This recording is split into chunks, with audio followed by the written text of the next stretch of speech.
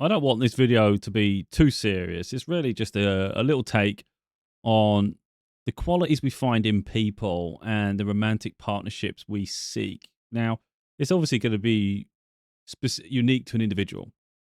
So people have their own sort of metrics and things they're looking for. Now, look, as I was thinking about the video, I just thought to myself, people do get attracted to physical aesthetics. Sometimes it's the way we look, but also the way we carry ourselves and the way we present. I was going into this video just wearing the hoodie I like wearing. I've got about 4 different hoodies I like. They're just comfortable. It's things I would naturally just wear.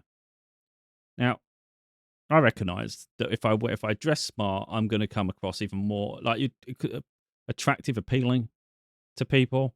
And because we're going into this with compatibility with people and the way people perceive us and want to, when it comes to dating, what they're looking for, it's more likely I'm going to be desirable wearing a suit. Well, that brings all sorts of questions, doesn't it? But anyway, I just thought, right, we'll do the video with a suit on. We just have to do it with the suit. But yeah, I'm not someone. This is the thing. I think some people have a fantasy, and there's nothing wrong with those things, to have a dream, a fantasy of this situation or this person looking like this. But we've all got to be realistic for everyone. I'm going to talk a little bit about my standards, how I carry myself, the expectations and all those different things. Because the reality is, with me, I don't expect more of someone than I expect of myself. So I'm quite balanced in that way. I can't expect, for instance, I'm not going to wear clothes like this all the time.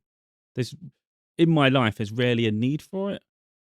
But, if other aspects of my life require it, then cool. Because it's nice to look smart. But the reality is, I would say 99% of my life, I'm probably not going to be wearing a suit at the moment. But again, that may differ later.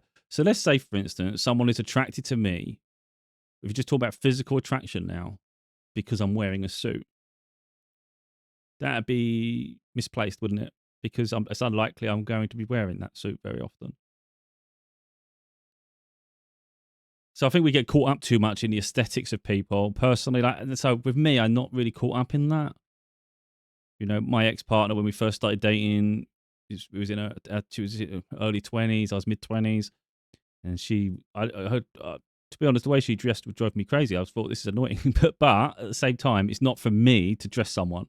And did it make me love them any less? No. Of course, you recognise there'll be maturity as we grow and we develop, and hopefully it improves. Because what they had was sort of like leggings and denim shorts over the top and things. I just thought, God damn. I'm wearing a suit right now. You've got someone wearing denim shorts and leggings. But again, people go through fads and trends, don't they? That was just what they were wearing, and it was just, it's not my cup of tea personally. But again, I'd rather just people comfortable. So in myself, if we're going to talk about aesthetics, it's not really top of my priorities. And I don't, when I talk, I don't talk for effect. I don't make up shit just to seem like, oh yeah. No, it's just how I am. It doesn't bother me, like with things like that. And I recognise there's some people who have specific standards, if you like, expectations, whatever you want to put it down to. If someone doesn't meet that instantly, then they're not a viable option. For me, that's a lack of maturity personally. But again, I can't tell people what they should or shouldn't be attracted to. But I would argue that's just to concern ourselves so deeply about this regarding the aesthetics of a human being. I think it's just stupid. Because if you look, I know we're in more advanced periods of life now, society and things. But if we was to go all the way back to a caveman mentality, like we was all back into caveman situations, and we're almost naked, but we've just got things covering us, just very basic. How you could look in a suit or very well dressed or with makeup and things, it really doesn't matter, does it? So if someone was a viable option in a historic period, a very deep historic period, why can't they be desirable now? And again, I personally think that society as a whole has messed an awful lot of people up. They've got a warped expectation of life, and it will send them down a path where they're not going to be happy. Especially if you chase anyone for money, for instance, that's just foolish. It really is. It's like you're never going to be content because you're just chasing this illusion. what the way I see it is you're selling love for money. You're just selling love for money. You don't want to be in love. You just want to be wealthy. So that's a completely different thing. So you're not looking for romance. You're just looking for a lifestyle. That's up to someone, you know. If someone accepts someone knowing that going in, great, good for them. That's a transaction. So we're looking for a transaction, or we're looking for a romantic love, you know. And I just think with love, it's not something you can buy or purchase. So forget the illusion of how we look to a degree, and get back to basics. In fact, I'm probably going to get rid of the suit because I just think it's giving a false representation of me right now. You know, this is one side of me, a professional side. It probably enhances my intelligence. I can even find my glasses. My eyesight's improved weirdly enough, so I haven't needed glasses. If I can find them, I'll get them. I look even smarter then, like intelligent. I'm already intelligent. These are just things that actually just add layers to make it seem intelligent, you know. Before I lose the suit, this is what I look like with glasses on. You know, you probably think, oh, look, it looks even smarter now. Again, this is just perceptions. This is appearances. I don't need glasses anymore. At least I'm aware of. You know, it's improved. Last time I went to the opticians, and so yeah, I wore them for a few years. You know, these are the frames I like. I've got like 3 pairs of these frames. I get the same ones every time I need glasses because I quite like them. So I just stick with them. But again, we don't want to get bogged down on people's appearance too much. At least I don't think, and it's not something I particularly do.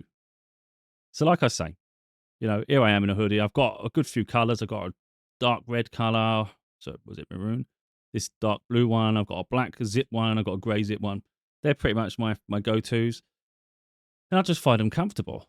So, like I say, you know, I'm not going to, maybe I don't look as intelligent now. Maybe people have a different view of me. It's like, you know, I think people get bogged down in aesthetics, though. One thing I will say going into this, actually, while we're here, I probably should have started at the beginning. There's some people that are insecure, so they do get spiteful. So let's say someone's watching this and, you know, they want to bring me down a peg or two, trying to act like I'm not attractive. You know, I'm not attractive physically, or I'm not attractive personality-wise. It'll be, I'm the wrong person to try to bring down. I'm not like, I wouldn't say from a place of ego, but I have confidence in myself. I'm not stupid. I don't consider myself ugly, and I don't consider myself like a moron. You know, I'm very intelligent, very sharp-witted. I am charismatic, and I know I am. You know, I get on well with people. I can banter. I can have a lot of fun. So this is where I wanted to go full circle round to sort of like the personality I would be interested in. So I'm more interested in someone's personality rather than aesthetics. But of course, we have to be attracted to someone. But for me, when I think about what I'm attracted to physically, aesthetically, I haven't actually got a type. I couldn't possibly come up with because it would all contradict itself. I wouldn't. Yeah, I'm not. It doesn't bother me. Like, for instance, if you talk about a region of the world, I've not really got a specific type either.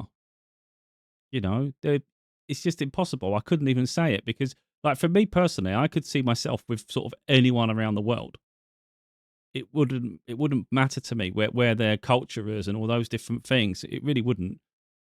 You know, I consider the fact there's attractive people everywhere, and there's plenty of people within every demographic that has nice personalities. But it's whether something matches perfectly, and I think timing as well. If I'm supposed to meet someone, I meet them. So there's so many people on this planet, and it'd be like the time and the place. It just has to happen at the right moment, doesn't it? And then it's kind of like, that's the one I'm meant to meet. Out of all these people in the world, you know, that's the one. So yeah, I'm not, the colour, all that things doesn't matter to me. So it doesn't even have to be someone who's white, for instance, just because I'm white. I don't have a preference. It's just like whatever, you're just drawn to people, aren't you? Who am I attracted to? It's better, again, for me, mostly mentally. So like with me, it's looking for things that people that are compatible, isn't it? And so we will think about like who we are, and does it merge and blend? Because the thing is, I wouldn't want to force or try and force someone to change, but at the same time, you know, you need someone to accept you for who you are. So if I expect someone to accept me for who I am, I have to accept them for who they are, don't I? Because it goes both ways. So it's reciprocal. So the one thing I was thinking about before I did this video, I don't usually contemplate much before I do a video. I usually just go on a whim and think and just go on it. But I had a little bit of time because I was waiting for a delivery, so I had to just wait around. So it got me thinking a bit. I always think in my mind that I want someone intelligent because then I can have deep conversations with them. Like, I think that'd be fun. I've not really had that. But then after that, I thought about it a little bit more, and I just thought it doesn't. That's not really a given, though, is it? That's not essential. I always think it is, but it's not. Someone's character's far more interesting to me, you know. So, like, I'm intelligent, but I also have a very light energy to me. Whether it comes off on camera, I've got no idea. But I'm not serious in every aspect of my life. I have a goofy, silly side, and for me, that's really important. That's allowed to shine, but also someone has that in themselves. So one thing I'm definitely not interested in is someone who I would consider boring. And I wouldn't like to say that about people, but people know in themselves if they're a bit stuck up, if they don't have an ability to poke fun at themselves, just have a banter, have a little bit of a laugh. It's just life doesn't have to be so heavy and serious. And I think, like for me personally, if I had to be in a relationship with someone who makes every situation heavy and serious, that would just drive me nuts. Life's hard enough as it is. I don't need that hassle, you know. And you do get pretentious people, and I don't like it. So, for instance, there could be a really, really pretty person that you'd say that's a pin-up individual. You know, oh my god, they're crazy. That's crazy. Who cares? You know, I wouldn't want someone to feel insecure. It's okay. We can admit that there's more attractive people than me. I can admit that. If you see someone that's really attractive, you go, oh, yeah, come on. There's no point sugarcoating it and pretending to me that's not the case. I'm not insecure. Yeah, okay. You know, it's not a problem. I think we just got to be honest in the world, you know. So you could be with someone who you consider pretty in your eyes, and I think it's nothing wrong with both of you recognizing there's a more pretty person in the vicinity. It's like pretty, you know. Doesn't mean you're attracted to them, but it's like they're pretty, yeah. Okay. So it's not always the prettiest one in the room that really gets your heart. So yeah, for me, there's different qualities. There was someone I was going to say because I often pick the unconventional people. If I was picking someone in life, like say that's the sort of person I'd pick because I think it shock people. Let me see if I can just get them up. I'm only talking about from a TV show now, so this isn't like something where you go, "Oh, that's reality." It's a character. Um,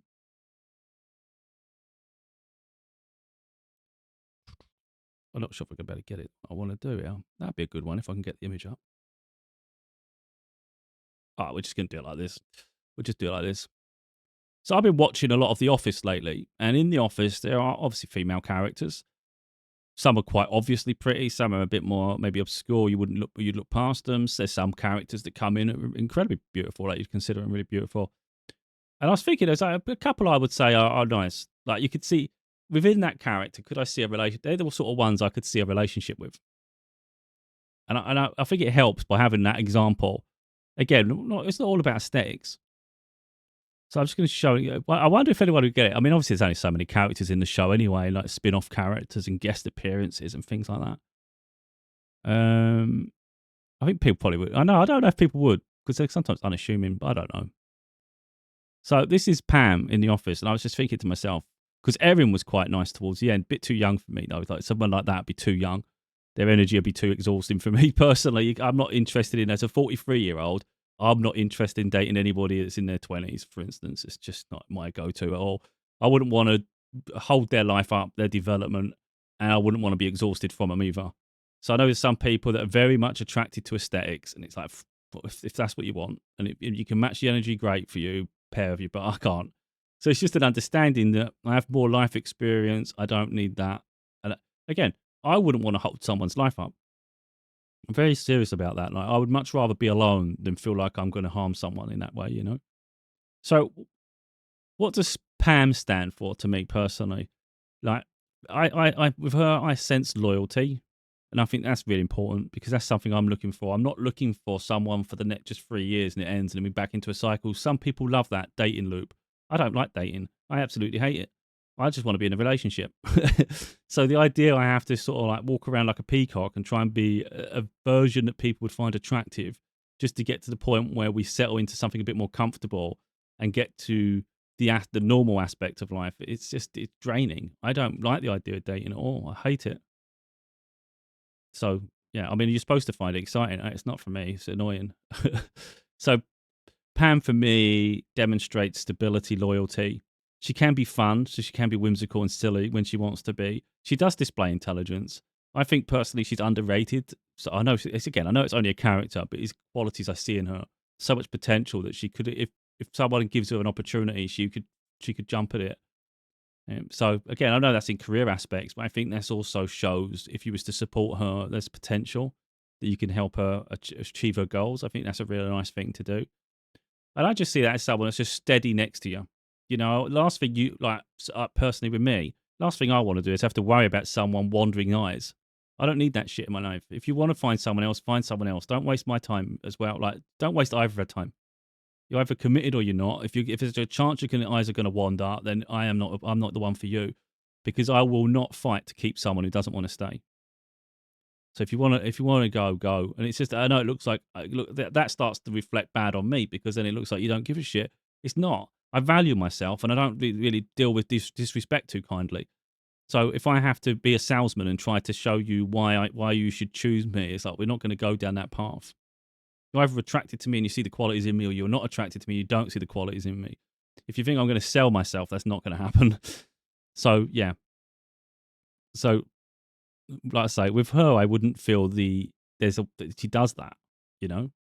Now I haven't seen the whole show. I've still got like the last season. I've got a few episodes left, so it may flip on its head. But we're talking about the way they carry themselves and the character. It's the character themselves, you know. And hopefully that just shows people a little bit like what I would be seeking in someone. So some people might look at her and just think she's boring, but it's not. She's just settled into life. It's, you know, she's happy to go exploring and going places and things like that. You know, it's more of the simple things. But I think sometimes when people live life like a roller coaster, they're going to get whiplash. You know, what's going to happen is when people expect everybody to be constantly exciting, they're going to struggle to maintain that momentum. So inevitably, life will catch up with them. Relationships would then seem dull because that's not the experience they want. And they're going to have to keep bouncing from relationship to relationship just to have that exciting feeling, not realizing on the other side of that is something quite beautiful. And it's that beautiful side is what I crave, not the freaking nutty side of things, you know? So like I say, aesthetics isn't really the main thing. Although, of course, you have to have a level of attraction towards someone. But for me, it's an energetic thing. So although I wouldn't expect someone, it's a weird one, isn't it? Like I wouldn't expect someone to be highly intelligent, although I think that's a credible bonus. It's not like an absolute, but I think it has to be. I think someone would have to have a desire to be intelligent, if that makes sense. So, for instance, if you think about Erin, the character Erin, I don't know if I can get her on here now. let me just take this off a minute, just so I can get Erin. Again, these are only characters. This isn't like the representation of the real individual. That'll probably be a good. It's a bit of a. Actually, it's probably not. I think it's not fair for her.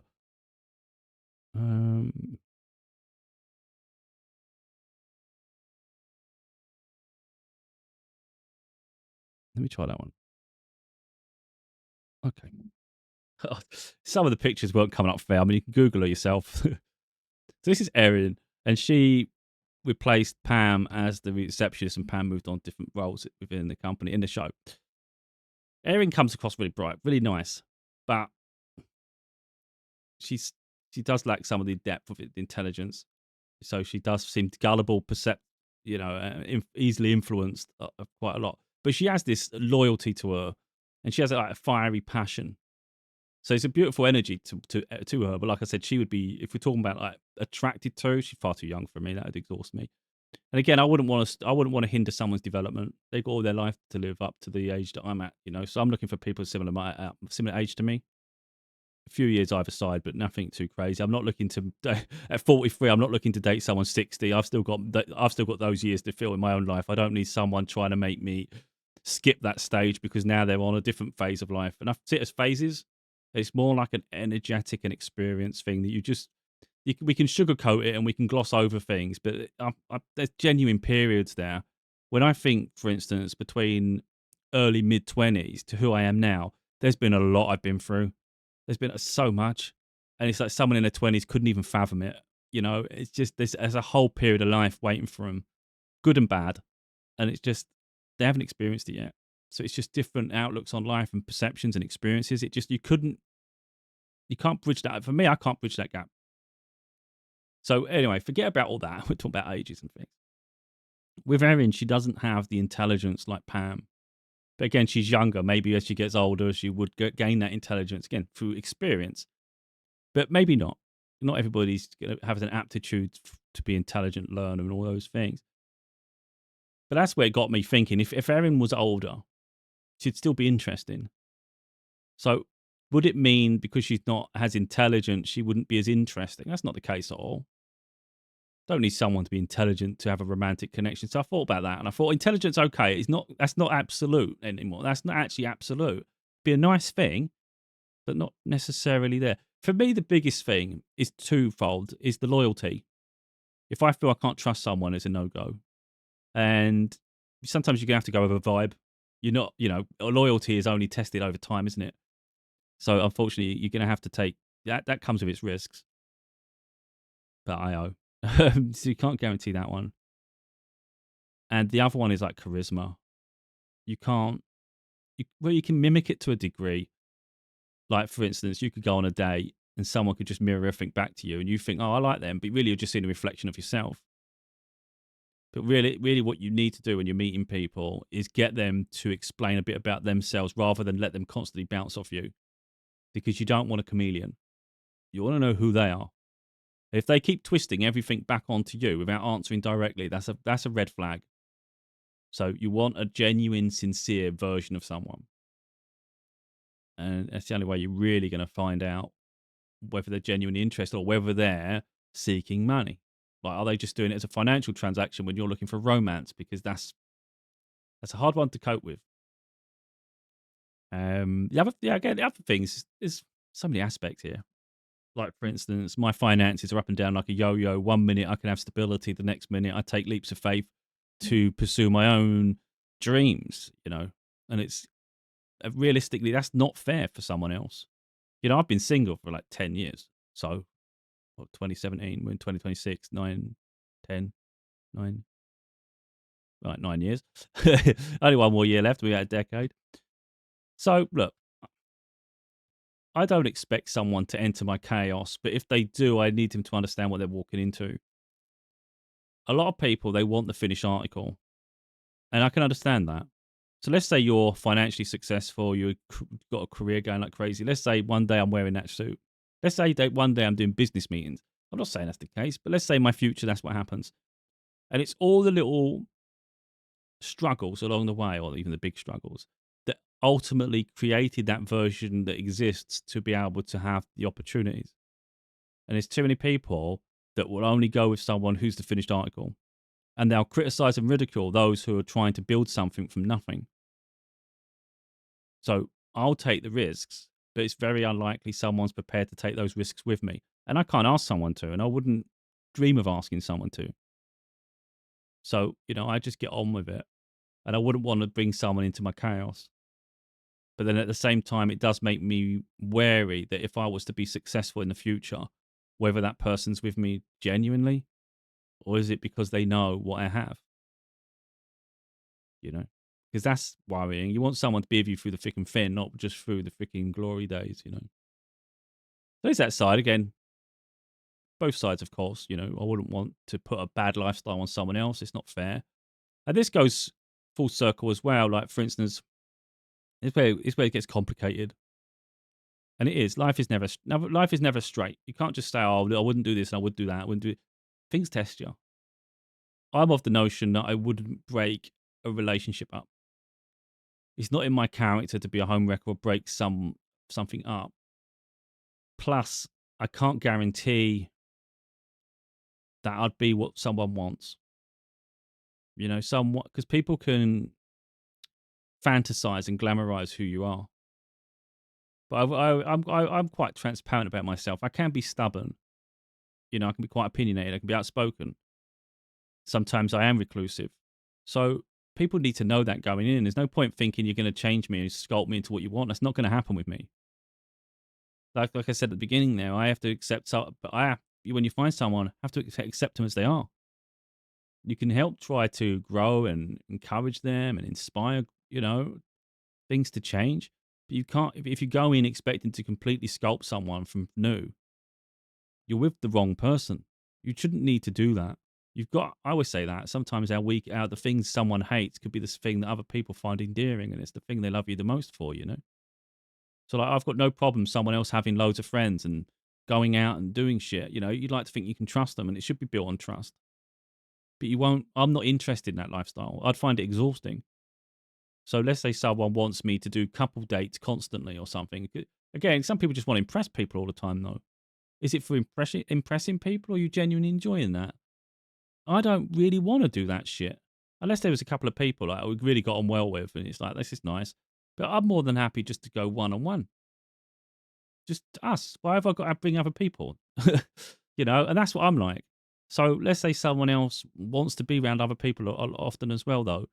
You can, but I'm not. I'm not going to be there all the time. I don't want to do that. It's tiring me. I'll do it sometimes because I want to make you happy, and it might be sometimes interesting just to mix it up a little bit. But overall, probably not. So let's say that disappoints someone, then don't be with me. Again, I say it quite clear early on. I'm not trying to be someone else. You don't create an image of me. It's like I say, I can't guarantee I'm going to be better for someone than someone else is. I can't promise that. You can like someone from a distance and you can like all this, but I can't say in a relationship I'm going to be any better than what you've got. I can't make that promise. I don't know. So I wouldn't try to break people up. Like I said at the beginning there, sometimes there's a grey area. If you've known someone before they got in a relationship, I think that's where it gets a bit different because you already know, or you may know, their life up to then. And you may know what their desires were, how they saw their life, and all those different things and the struggles. You might know more about them than even the person they're dating knows, for instance. And then you might hear about them in that relationship or see them in that relationship, and maybe they don't seem themselves. And you could have helped support them and help them thrive and go after their dreams. And maybe in the situation they find themselves suffocating. Well, in that situation, I think that is where you would say is that what's the right thing in that, You just leave it alone, never go near it. So there is someone I like. I'm going to be transparent. There's someone I like back in 2021. We met through a mutual friend, completely different countries. So, like I said, different demographics, culture, all that thing. And they were going through some things. I'm not going to go too deep into their situation, but they were going through things. And they end up meeting someone. That someone they started dating. Of course, we're nowhere near each other. And now they've had a child. It's none of my business. I've detached from it. I drew a line and said, this isn't my business. I can't. And I've always been transparent in that sense that if you're attracted to someone and that person's in a relationship or they're not interested in you, you can't be friends. And I'm firm with that. Some people will gloss over that and say, oh, no, you can't. That person will always be wishing things were different and they'll always be waiting for their opportunity. And that's not fair for either person. It's not fair to keep someone waiting for a potential opportunity that may or may not happen. And it's not fair for someone to have to keep watching around, like looking at someone they know has other intentions for them. It's not good. It's not healthy. So, for instance, with that person, knowing they've got a child, how serious it is, whether they're happy or not, that's not my area to enter. So, as soon as I found that out, I just drew a line in the sand immediately. I can't talk to you because it's not healthy for either party for that. Now, could I have seen a beautiful life together? Yeah, I could. I felt that we had the vibe, we had the fun, we got on. So even from a distance, when you think about the qualities you look for people, they had all that. You was physically attracted to them, tick. It's nice. So we know that one's covered. And then they had all the other qualities. They even had the intelligence. They had the ability to check me. Again, even from a distance, I don't really listen to people too much sometimes. I'm quite stuck in my way. But they had a way to get through to me. And it's so rare that someone can. So for me, that's like, wait a minute. The amount of respect I had for them or have for them, it's something that I don't have all the time for people. I have this thing with my daughter, like, for instance, and I don't people are going to get this wrong way, but okay, maybe I'll get it the wrong way. I said to her recently, we argue sometimes or debate, and I just said, like when like people might think, oh, you know, sometimes I don't listen to people. I said because I know I'm right. I said that's not from ego, and that's not from ego. It's just I know within that topic I'm right. There's no argument around it. I'm right. It's not like, oh, my ego says I can't be right. I can't ever be wrong. It's just in that instance I'm right. And then she said, "Oh, you're so arrogant." Like she thought it's, and it's like you're not getting it. What I'm saying about that topic is 100% accurate. There's no deviating around it. It's like even if I listen to someone else, it's like their opinion on it is flawed because I know the answer. What I'm saying is correct. And when you say that, it does come across terrible because I get it. Like, that's really arrogant. And it is arrogant, isn't it? But it's not meant in arrogance. It's just, I know some topics I'm very well versed in. I have so much experience. I know this is the right way to go about this situation. And I understand the outcomes. And that is the only way for that to be true. Those sort of things. And it just looks wrong because you're not prepared to listen to another narrative or something. But then it's like anything else is wrong. Anyway, so for that other person, for instance, not in that situation, of course, this is recent, that is. I haven't spoken to the other person for a year or so now. But they had a way of getting through to me and no other. And I like that because it keeps me in check and it keeps me intrigued because I know there's someone that has intelligence that can help make me think about something a little bit deeper, I guess. Even though I already think deep. So that's like, wow, how can anyone do that? That's crazy. So that's where I just think of rarity. Like I just think that's incredibly rare, just in that. So it keeps you on your toes. I consider them someone with a vision for their life, and I think that's important as well. So we have goals. Again, I don't want to go too far onto them. They're in a relationship. Last time I heard, I've got no idea what the circumstances anymore, but that's not my business. But the point is, that was someone where I saw incredibly beautiful qualities. And like I say, when they didn't have a child and it was just a date, they were just dating them. That for me was still fair game without being, again, I wouldn't normally be like that, but I knew how special that person was. And I know we had something together. Like I know there was a connection and I felt they gave up on it too easily. And I felt this other person was more convenient and that's why they chose them.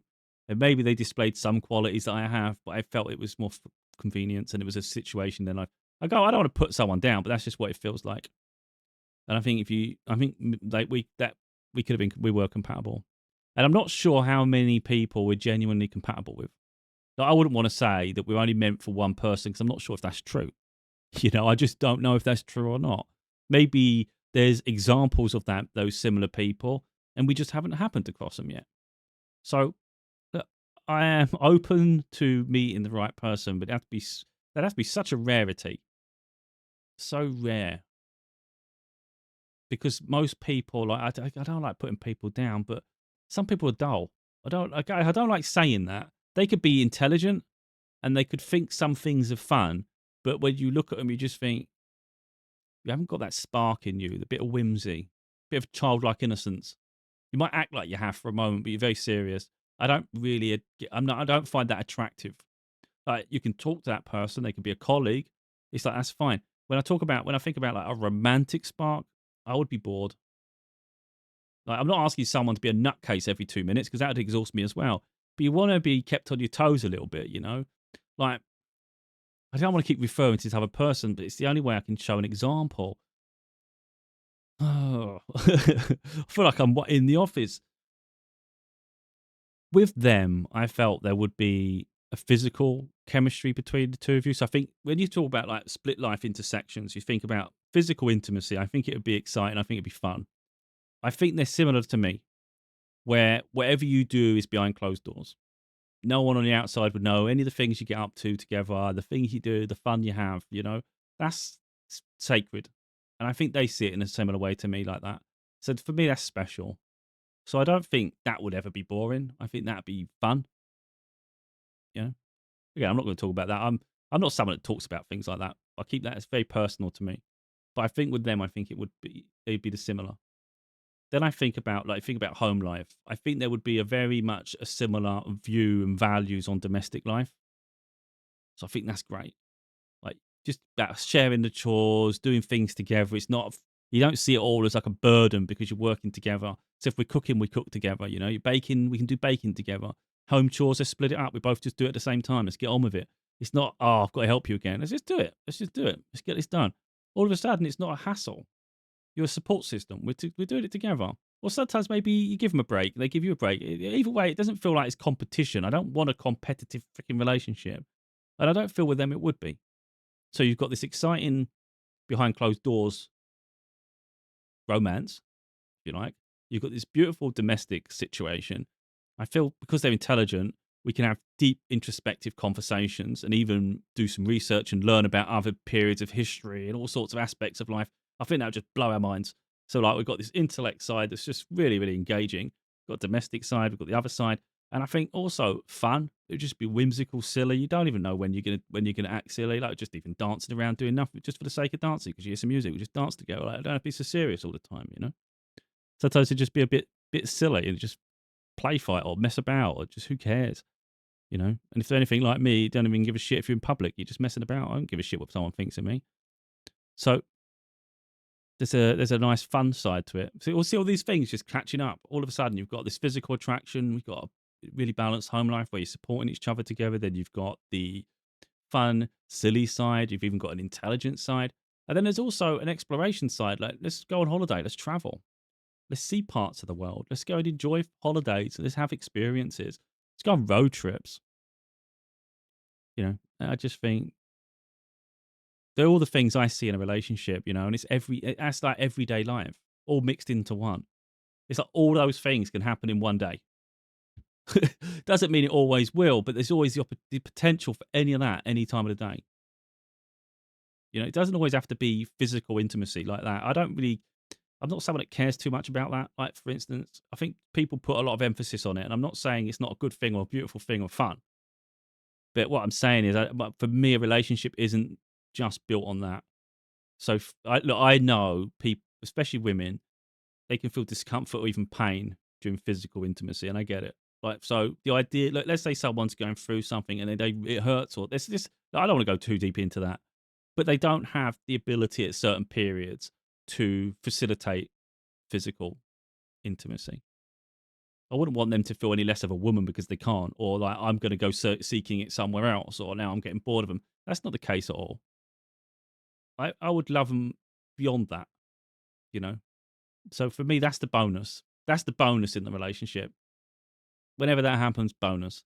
But that's everything else. Just would make me happy. So that would be satisfying. Anyway, the rest of it's just satisfying. You know, I'm happy, and so that's really what I look for. So all those tick boxes that I don't think average person has, because there's too many people that are a bit delusional. They live life in a fantasy. You know, like you saw me at the beginning, I had my suit on. There's some people that are just solely attracted to aesthetics or even your voice.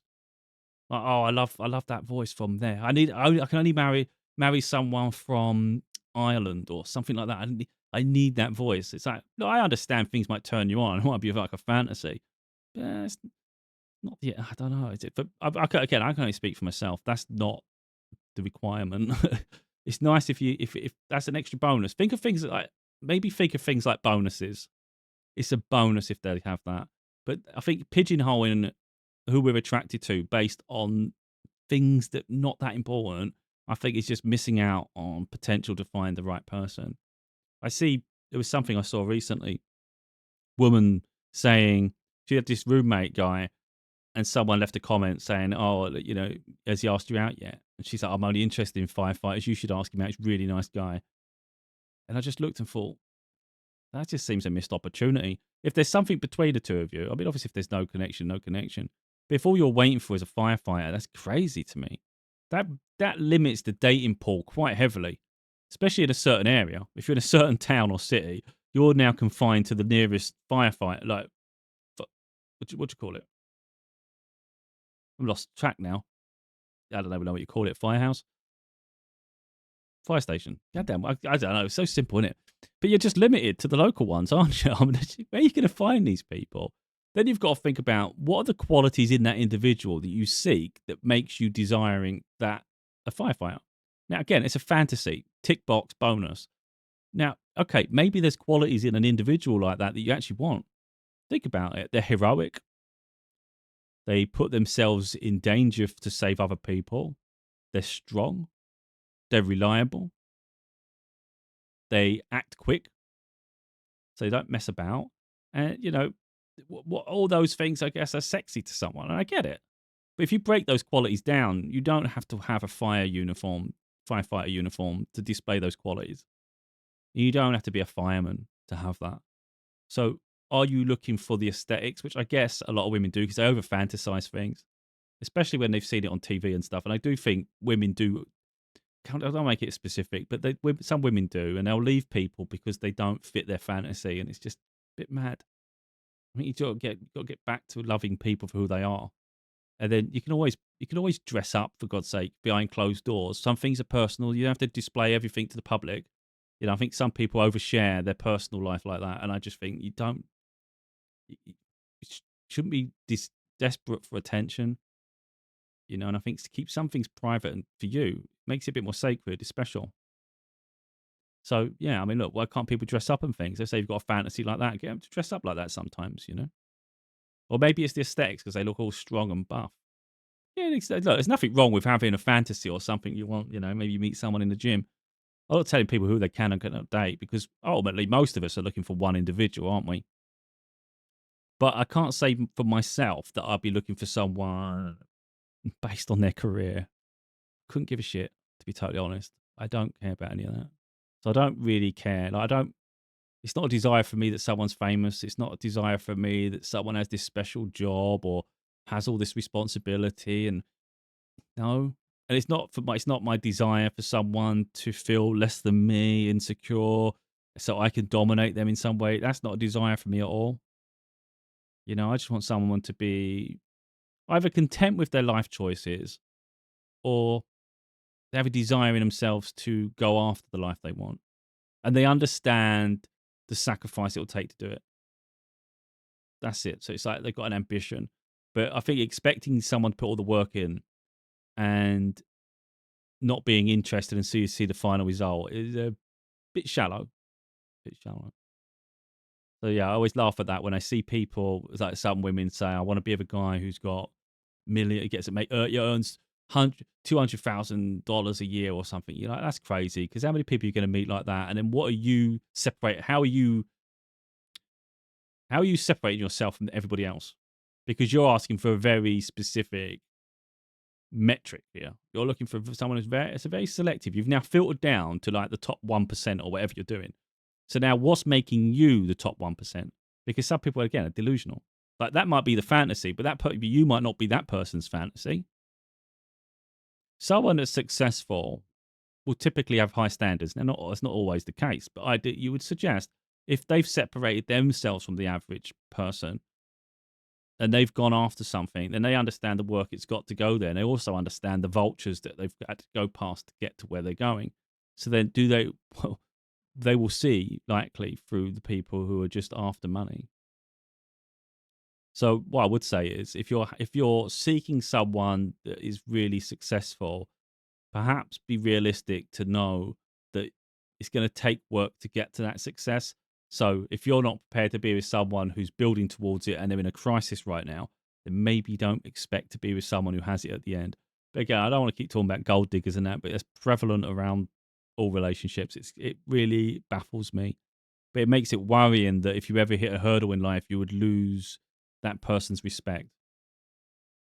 And, things can bounce back.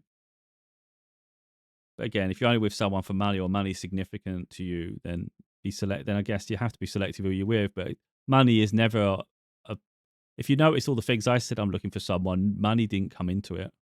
Neither did their career. I was just looking for someone where life's interesting. It's fun. But also very grounded as well. And like I say, I think most people have their heads in the clouds, which is why I think it's really hard to find someone like that. Because it's almost like people think that's traditional. But it really isn't. It's very rare to find someone with all the qualities you look for, especially when you're looking for someone so down to earth and normal. because most people are trying to play a character. Most people play up to the camera. They struggle to just be themselves, and that's. I'm not looking for someone who's insecure. I don't want to be with someone who doesn't know who they are. None of those. That doesn't interest me. So playing a character to impress me is the worst thing anyone can do, because I don't want fake. I want real. So yeah. Anyway, I don't know. I'm probably missing some things. Yeah, I just think but like I say, one of the big things for me is I wouldn't want to ruin someone's life, and that weighs on me a lot. It's why I've not really gone down the dating path like everybody else. I'm not on the dating apps. I was on it, and people did approach me on dating app ages ago, and I never bothered really. I just kept looking, thinking, I know what I want. This is around the same time that, because nothing's happening with this other person, you're sort of like thinking, I have to move on with life.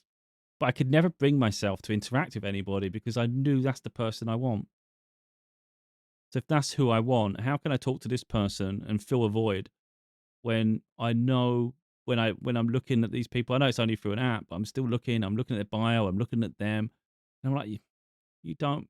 In my eyes, you don't match up to them, and I don't want to. I don't want to say second best. That's not fair for people. But when you've met someone, you think this is the one I want.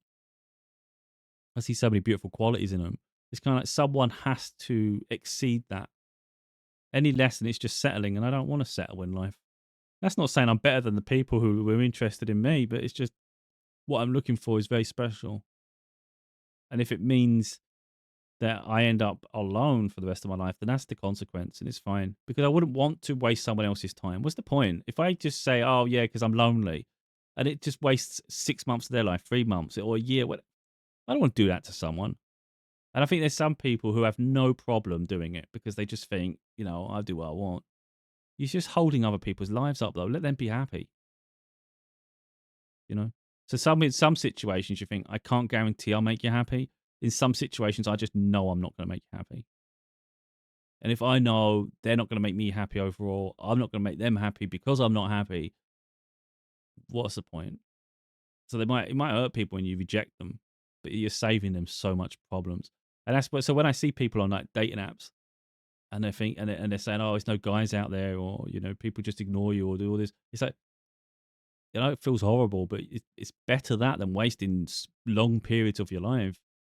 A lot of people seek validation, they want the attention and all those things, but you've got to find it in yourself. I often think that if you do the work on yourself, it's almost like a beacon to others that you're ready, and you'll be attractive to them. But when you're trying to figure yourself out, you're a bit of a mess. I think that goes out into the world, and I think the energy is reciprocated back. And I mean, you either receive the wrong ones, or you get rejections, and it's because you're not ready. And I think sometimes we have to take accountability of that and just recognize in ourselves whether we are mature enough to handle a relationship, whether we're ready for it. Because it's no point jumping into things if we're not ready. We have to get comfortable being alone for a period. And I think if you can't be comfortable being alone, then you're not ready to have someone in your life. So I know some people bounce around and they're like, well, no, this is what I want. It's like, no, you can't sit still. If you can't sit still, then there's a problem. Because you're always going to be insecure when things get a bit tough. Because you'll be worried you're going to be left alone. So then you'll sabotage the relationship to find someone else because you're terrified that you'll be left alone and you can't face rejection. Some people do that. They end something prematurely because they're terrified of being rejected and they want to reject someone instead. It's just so self-sabotaging, isn't it? It doesn't make sense. So I think what people need to do is identify what they want for themselves, what they're looking for, what life they want, and how someone's going to merge and match that. But then also understand that the things you want and someone might fulfill, that they will have an expectation to. And you can't expect to mold and sculpt someone, because it's not fair. Why should it all be? Why should we have the life we want and someone else is just a bit part of that? They have to. I don't like that. I hate that when I see that in relationships, where it can be the guy or the girl. It's not even gender specific. You can get women that dominate the guy, and the guy just never gets anything they want, and it's just so like a prisoner. But then you also see it the other way, where a woman is suppressed by a guy, and they're just following him around like a lapdog. It just makes no sense to me. Why can't people just be in balanced, honest, sincere relationships where it's equally reciprocal? So, like I say, I see an awful lot of women hating men, and I see a lot of men not liking women, and I see them just constantly bitter and suggesting that, like, I'm so happy I'm single. I don't, blah, blah, blah. It's like, that's all great while you're healing, but don't taint it for other people. There will be people who actually get to have beautiful relationships. And I think stereotyping everyone and saying everybody in a relationship's a sucker, or your guy doing all this, or your woman's doing all this. It's like, not everybody's behaving like that. If you're mature enough to handle a relationship and you've healed beyond whatever trauma you're carrying, or the things you experienced and all these different things, then you can definitely have a beautiful relationship. But if you're going to jump from situation to situation, you're never going to find happiness. You haven't even healed or ready for it. But yeah, I think there's a lot of maturity that comes into relationships, I think. Especially if you're asking to be with someone for your life. That's a big thing to ask anyone, isn't it? When you think of it, it's very it's very unique. I think the younger you are, I think, is the more naive, perhaps. There's going to be a lot of ups and downs, and it's a lot to ask someone to align with you consistently. So we can't do that. You can't expect someone to be with you from the start of a relationship to the day either of you die. It's a beautiful hope, but there's a lot of things that can go wrong in the process. You might find you have differences as we mature at different rates. You sometimes take things to heart, and sometimes some people can get over things when other people can't. So what we have to do is allow people the room to breathe and process things for themselves. We'll process things at different rates. So maybe I'll get over something faster than the other person. And maybe I have to just give them room to breathe, to think for themselves, to let them figure out if our lives align or whether they think it's going to be better for them to go a different path. Ultimately, what decision we make, we're stuck with. But you have to give people the room to do that, even if it hurts deep down. The way I see it is, if you love someone enough, you'll let them go. So we don't try to hold people prisoner because our ego feels hurt. So when you find people do that stalking shit, I always think they're some of the most unhealed people ever. If you get attached to someone so strongly that you will not release them, that's not love, that's obsession. And that's someone that should never be in a relationship because they're not ready for the maturity that comes with. So yeah, if you see someone doing that, just recognize they're unhinged and they've objectified someone rather than find love and romance within them. It's almost like their value is stuck to that person. So if that person rejects them, it makes them feel insecure. If they're insecure, they feel weak. So they need that person's attention and validation to feel positive, strong, and whatever else. Or in some cases, people just like to have someone as their slave. Again, that comes down to that dominance as well, though, doesn't it? So they feel someone is there beneath them, and they don't really want to have to go and find someone else. But there'll always be another victim with people like that. I don't want to finish on that because it's quite negative, isn't it? So if you think about the scale, if we think about like a scale here, there's going to be people that are inherent losers. I don't want to say it like that. There's going to be people that are stalker shits at the bottom, abusive people. You're going to find people in the middle, a bit more stable. They'll just give you, at least you're safe with them. And then after that, it starts going up levels, doesn't it? Not only are you safe, they support you, they invest in you, and then it goes even higher and higher and higher. But it's up to us what value we treat ourselves. So the people we attract to us is really a mirror of where we are in life. So if you're just attracting losers and you go, all I ever meet is losers, unfortunately, you're going to have to look at yourself. It's not to suggest you're a loser, but you haven't found the maturity or the healing within yourself to attract better. So you're going to have to I would suggest detach from these people, because if you just keep accepting the loser, you're only ever going to find yourself at the frequency of a loser. Not to say you're a loser, but that's the people you attract because you're not healed. Or then you take yourself away from there, start investing in yourself, building yourself up. You probably start gravitating towards a better career opportunity. Little things like that, they naturally happen as we grow, Then eventually you start attracting some better quality of human beings. And you realize you've elevated. I've gone beyond this now. Well, that's beautiful. Because we can't just keep expecting everything to come to us when we're not investing in ourselves. By investing in ourselves, we invest in a better future. By investing in a better future, we attract better people.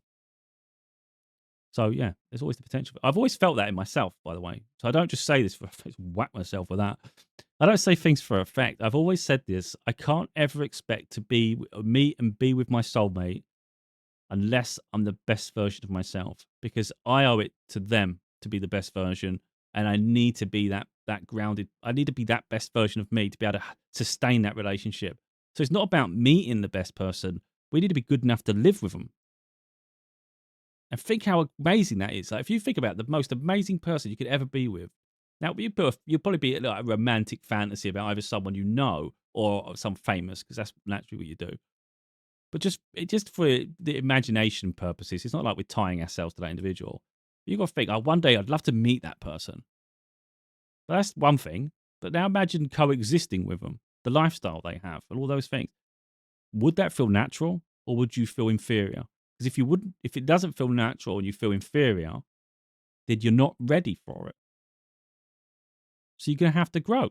Otherwise, all you can do at the best is meet them. Because think about that. If you was in a relationship, I'm just talking about, like, let's make it silly. Like, we just say, let's say it's famous.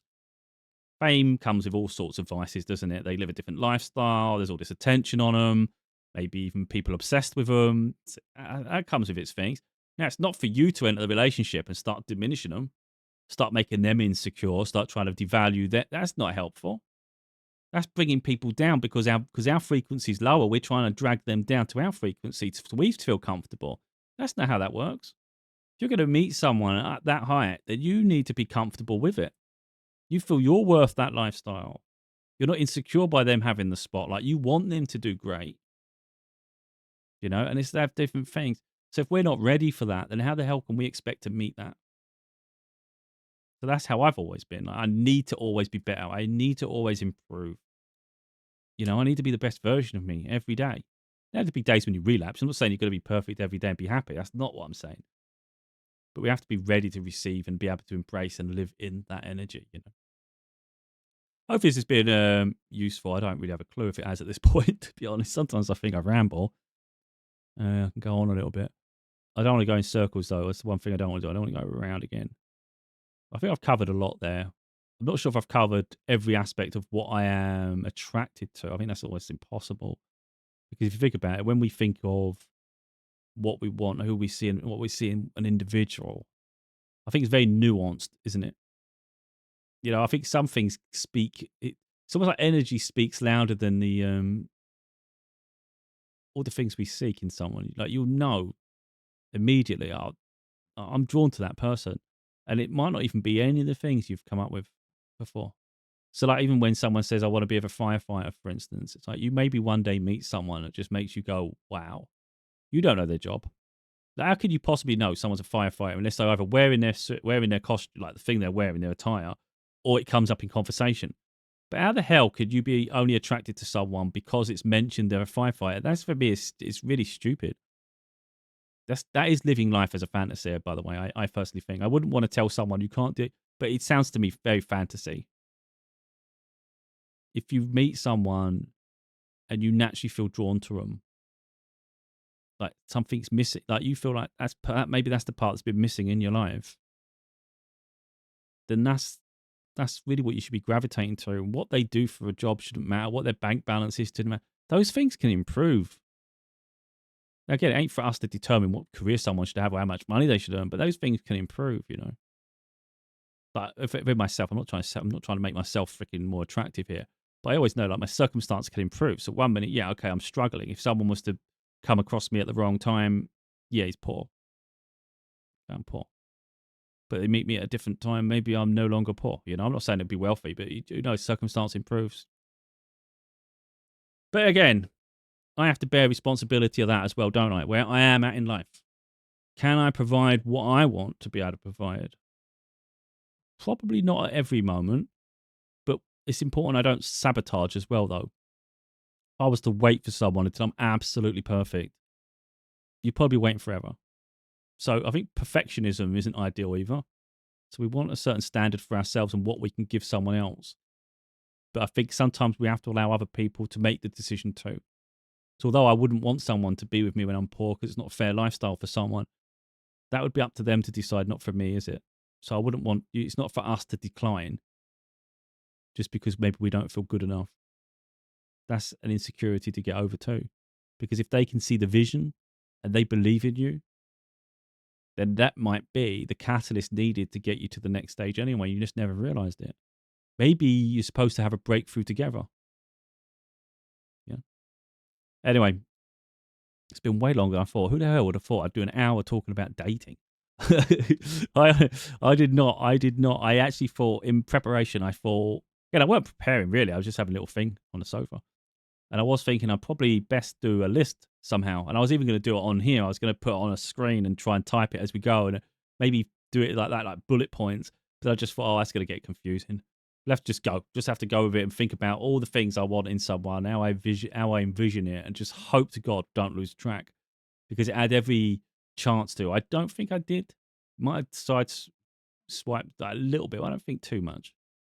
Maybe too much. I just really want to give people hope that love exists, and just be realistic with your expectations to a degree, but don't devalue yourself either. So we have to get rid of the idea of fantasy and delusion, base it in reality, and be realistic with the life we want, but be fair with people. So again, follow your intuition though. So if you feel someone's got bad energy, bad vibes, or they're a bit manipulative, it's like follow that. Don't diminish it. Follow that. You don't owe it to anyone to progress something you don't feel comfortable with. We don't need to do that. But at the same time, just because we've been hurt in the past or something, that we should be taking that into every relationship. We either give someone the benefit of the doubt and an opportunity to show us who they are, or just keep away from people. But not everybody has to date. That's the thing, isn't it? I've been single for nearly 10 years. So, that's been needed while I focus on other aspects of my life to heal and grow. It's not like you just sit there for 10 years going, oh my God, I'm going to be single for 10. I didn't want to be single for 10 years. Like I said, I met that other person in 2021. So that was maybe 5 years in. 4 or 5 years of healing. 5 years, I think. And at that point, I was ready. I feel I was ready, but you never know. But then since then, I've focused on more time with my daughter, who's now nearly 16. So that period has really been in her growth and development. And of course, the investment I've done in myself for my own healing, but also the work I've done. So, I put it to use. It's not like I've just sat there wallowing in singlehood. But there is a problem, isn't there? Of course, the longer you go single, the more you're likely to get stuck in that single mentality. Especially for someone like me who doesn't inherently like the idea of dating at all. I don't like the falsities of it. I don't like the idea I've got to dress like I'm in an interview and be on eggshells because you want to be the best version of yourself. And like I say, I think so many people are fickle nowadays. If you just mess up once, just one little bit, it's enough to scare them off. And it's like, that's just too much. I don't like the pressure of it all. I can cope with pressure in general, but when it comes to relationships, it's like, I don't think it should be that hard. Personally, I don't think it should be that hard. I think people need to learn be a bit more accepting of people. And I think the idea you have to be perfect is, I don't want to be perfect though. I don't want to be perfect. So like, for instance, let's say someone likes me because I'm intelligent. Let's say someone likes me because I hold conversation well. I'm serious at a given moment. I have ambitions and they like all those sides of me, but they don't like the whimsical, silly side, a bit goofy. I'm not saying overly immature, but I'm going to do anything stupid. But, maybe I'm just a little bit whimsical, a little bit silly sometimes, And it just comes spontaneous. If someone found, let's say you was at a date and they liked all that side of you, but then there was a moment when maybe you just did something a bit childish, a little bit silly, only a bit jovial. It's not like a big deal. And that person takes exception immediately. He's like, oh, for God's sake, I can't deal with this shit. First of all, I wouldn't even want to be with someone that can't even have a bit of fun. So again, I mean, people get caught up too much in impressing people, of course, but it's the idea, though, that people can't just relax. Why is every little part of life got to be so damn serious? Yeah, I think if you can't have fun with the one you love, what's the point? Like deep down, now, what is the point? If I can't have fun with that person, then what is the freaking point? Because that's the one person I should be able to have the fun with the most with, apart from your children. Nah.